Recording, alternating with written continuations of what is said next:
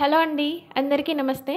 ఒక మంచి వీడియోతో మీ ముందుకొచ్చాను. లక్ష్మీదేవి స్థిరంగా ఉండాలని ఎవరికి ఉండదు చెప్పండి. ఆ అమ్మ స్థిర నివాసం చేసుకోవాలన్నా, తొందరగా అనుగ్రహించాలన్నా, ఐశ్వర్యం ఆరోగ్యం బాగుండాలన్నా, సిరి సంపదలు పెరగాలన్నా అన్నిటికీ ఆ అమ్మ ఆశీర్వాదం ఉండాలి. ఆ అమ్మ అనుగ్రహం, ఆ అమ్మ చల్లని చూపు మన మీద పడాలి.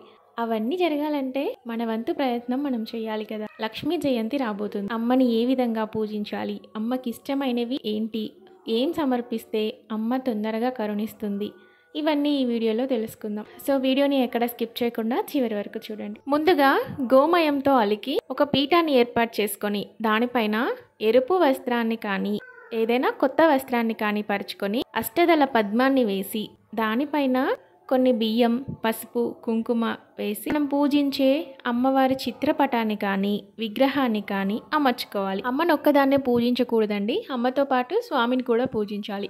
మీ దగ్గర ఫోటో ఉంటే ఫోటో పెట్టుకోండి, లేదంటే ఈ విధంగా విగ్రహం పెట్టుకున్నా పర్వాలేదు. పాల్గొన పూర్ణిమ నాడు మహాలక్ష్మీదేవి ఉత్తర పాల్గొని నక్షత్రంలో జన్మించినట్లు పురాణాల్లో చెప్పబడింది. ఈ సంవత్సరం మనకు పాల్గొన పూర్ణిమ మార్చి 14వ తేదీ వచ్చింది కాబట్టి ఈ రోజున లక్ష్మీ జయంతిగా జరుపుకుంటాం. లక్ష్మీదేవి పాల సముద్రం నుంచి ఉద్భవించింది. దేవతలు రాక్షసులు క్షీర సముద్రంను అమృతం కోసం చిలికినప్పుడు అందులో నుండి కామధేనువు, కల్పవృక్షం, చంద్రుడు, చింతామణి ఇంకా చాలా అందులో నుంచి ఉద్భవించాయి. లక్ష్మీదేవి కూడా ఆ సందర్భంలోనే ఆవిర్భవించింది.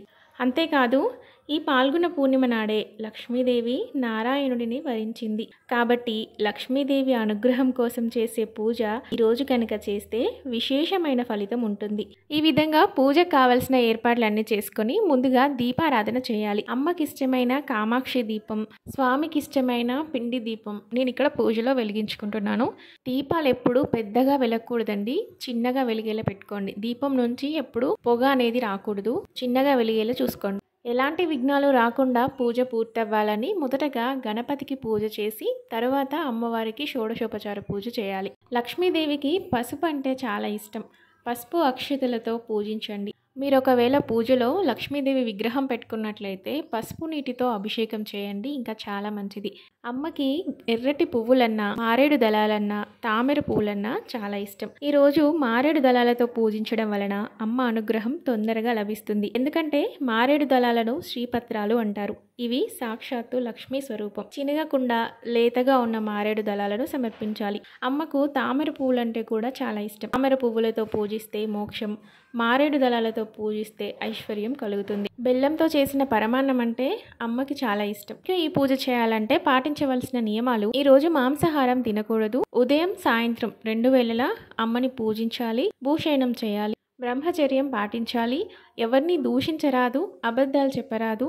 ఉపవాసం చేయాలనుకునేవారు అల్పాహారం తీసుకొని ఉదయం సాయంత్రం పూజ అయిపోయిన తర్వాత భోజనం చేయొచ్చు. చివరగా ఒక ముత్తైదువును ఇంటికి పిలిచి లక్ష్మీదేవిగా భావించి వాయిన తాంబూలాన్ని ఇవ్వండి. ఎక్కడ చికాకులు లేకుండా, గొడవలు లేకుండా ప్రశాంతంగా ఉంటుందో, శుభ్రత ఉంటుందో, స్వార్థానికి ఎక్కడ చోటు ఉండదో, ఎక్కడైతే డబ్బుని, తినే పదార్థాలని గౌరవిస్తారో అక్కడ లక్ష్మీదేవి స్థిర నివాసం చేసుకుంటుంది.